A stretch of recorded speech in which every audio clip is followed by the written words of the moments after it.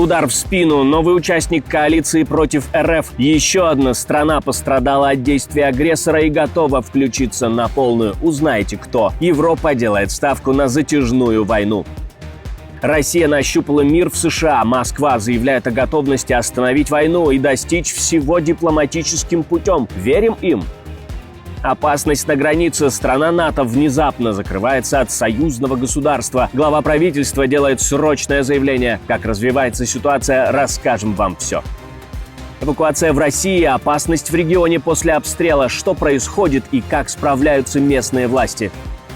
Взрыв атомной электростанции в Германии. Что произошло? Что будет теперь и кто отдал такой приказ? Об этих и других самых главных событиях вечера субботы, 25 октября. Самые важные и срочные новости, эксклюзивные подробности. Вы смотрите информационный выпуск «Нехта». Оперативно о событиях в России, Беларуси, Украине и мире. Раньше и понятнее других. Все, что нужно знать сегодня. Киев снова под прицелом и снова ночью. Баллистический удар пришелся, когда город спал. Десятки раненых, погибшие, дым над утренней столицей. Около 3 часов ночи российская армия выпустила по столице баллистические ракеты. Попадания зафиксированы в Деснянском, Днепровском и Дарницком районах. В одном месте загорелось нежилое здание, а в другом обломки повредили остекление соседних домов. Пострадал детский сад. По данным Киевской городской военной администрации, 1 человек погиб, как минимум 10 ранены. Все службы работали с ночи, в сети кадры пожаров и клубов дыма, затянувших целые кварталы. Это уже вторая атака за 3 суток. 23 октября Киев бомбили дронами. Тогда досталось Подольскому, Оболонскому и Деснянскому районам с поврежденными домами, садиком и пострадавшими. Очередная ночь и снова сирены, удары, обломки на улицах. Москва продолжает гнуть свою тактику, бить в темноте и по гражданским. Покровск рушится, улица за улицей, позиция за позицией. Украинские бойцы внутри города изолированы, пехота в осаде, каждый выход под огнем и дронами. Сразу 2 офицера, работающие в Покровске и Мирнограде, подтвердили украинским изданиям, что в самом городе минимум 250 российских военных. Они не просто удерживают участки, они вступают в ближние бои, расстреливают украинских операторов-беспилотников, артиллеристов. Бои идут прямо на улицах. После повторного захода оккупантов в августе россияне закрепились в районе ЖД и по линии Дачинская, Новопавловка, Гнатовка. Украинские подразделения на юге города отрезаны почти полностью, связи минимум. Некоторые позиции существуют только на карте. Там либо тяжелораненые, либо никого. Пехоты критически не хватает. Логистика разрушена, доходить до позиции приходится пешком по 10-15 километров с боекомплектом, провизией и дронами на плечах. Под постоянным наблюдением FPV противника. Мины, ждуны, оптоволокно – все это делает каждую попытку снабжения смертельно опасной. Эвакуация раненых практически невозможно. Ситуация в Покровске тянет вниз и соседний Мирноград. Он зависит от логистики через Покровск, а плечо доставки более 20 километров. Уже зафиксированы российские группы на севере и юге города. В случае падения Покровска гарнизон Мирнограда рискует оказаться в полном окружении. Удар по плотине под Белгородом может обернуться водой по колено. Буквально. После ракетной атаки якобы украинских войск власти заговорили об угрозе затопления и срочной эвакуации. По Белгородскому водохранилищу на Северском Донце были выпущены 3 ракеты, как пишут пропагандисты. По данным губернатора Вячеслава Гладкова, поврежден гребень дамбы, подъемный механизм и здание с техническим оборудованием. Есть раненые, это сотрудник Росгвардии и гражданский. Опасность в том, что повторный удар может обрушить плотину. Тогда подтопит пойму Северского Донца на границе с Харьковской областью и несколько улиц в российских селах. Под угрозой около 1000 человек жителям Безлюдовки, Новой Таволжанки и Шебекина предложено эвакуироваться в Белгород в пункты временного размещения. Военные телеграм-каналы предполагают, что цель удара – проверить прочность плотины. Потенциальный прорыв может нарушить снабжение российских позиций у границы.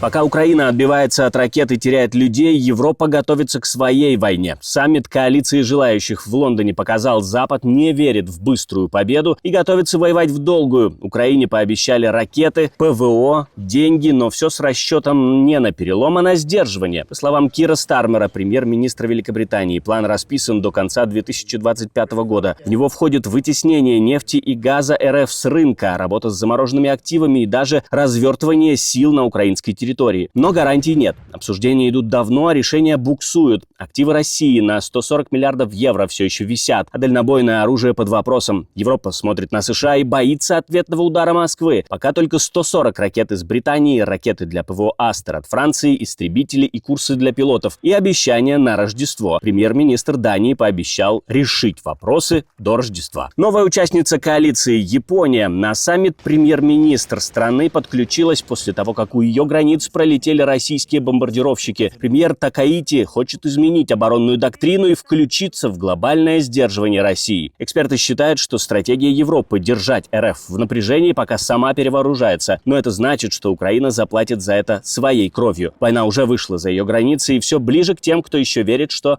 можно отсидеться.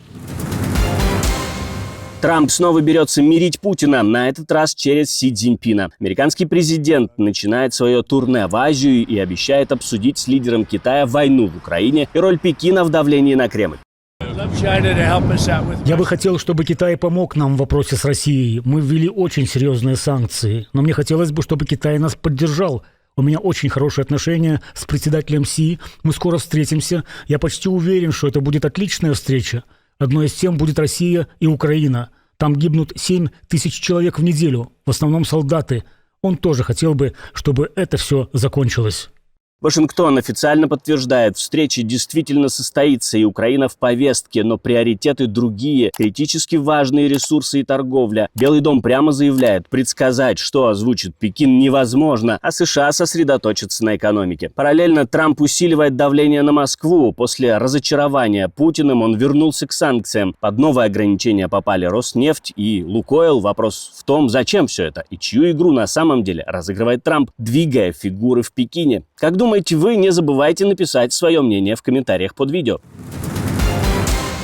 Российский посланник нарулил мир на пустом месте. Буквально в прошлом выпуске мы говорили с вами о том, что путинский спецпредставитель едет в США наставлять на путь правды американских друзей. Как все оказывается уже почти решено. На самом деле Кремль спешит перехватить инициативу. В интервью CNN и Reuters он неожиданно заявил, что Россия, США и Украина якобы близки к дипломатическому решению по войне. Деталей никаких, но тон осторожно оптимистичный. Похвалил американцев за то, что те после недружественных шагов приступили к дружественным. Позиция России заключается в том, что национальные интересы России необходимо уважать, что те санкции, недружественные меры, они абсолютно никак не повлияют на экономику России, они просто приведут к ростам цен на автозаправках в США, потому что, соответственно, цены на нефтяных рынках уже выросли и будут расти дальше.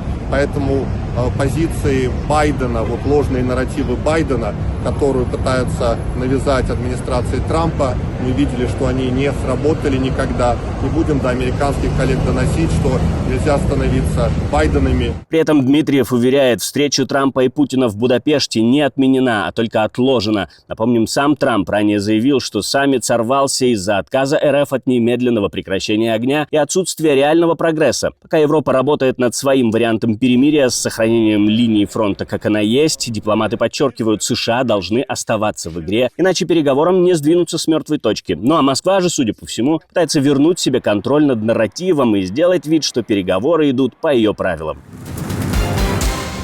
Воздух соткан из провокаций. Снова соседи отгораживаются от России и Беларуси, но теперь в срочном порядке. Временно пришлось закрыть как вильнюсские, так и каунасские аэропорты. Глава государства поздно ночью даже вынуждена выступить с заявлением. Литва внезапно перекрыла 2 ключевых пункта пропуска на границе с Беларусью. Решение принято на фоне участившихся инцидентов с непрошенными объектами в небе. Это шары, дроны, сигаретные грузы с гелием. Все с белорусской стороны.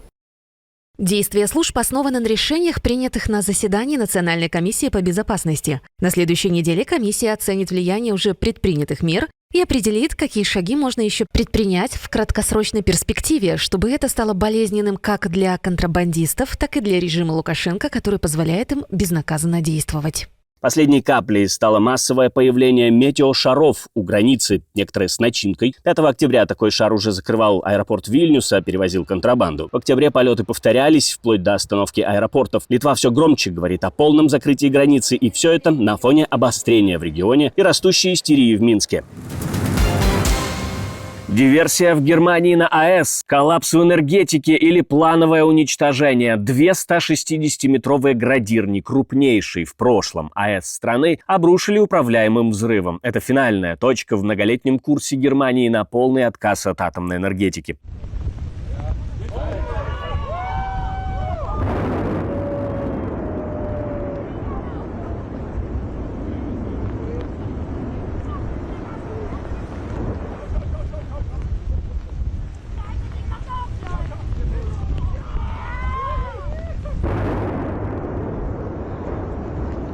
Местные СМИ называют взрыв началом новой эры. Германия официально вывела из эксплуатации все свои АЭС и делает ставку на возобновляемые источники. Когда-то эти башни были символом индустриального прогресса. Теперь руины старой политики.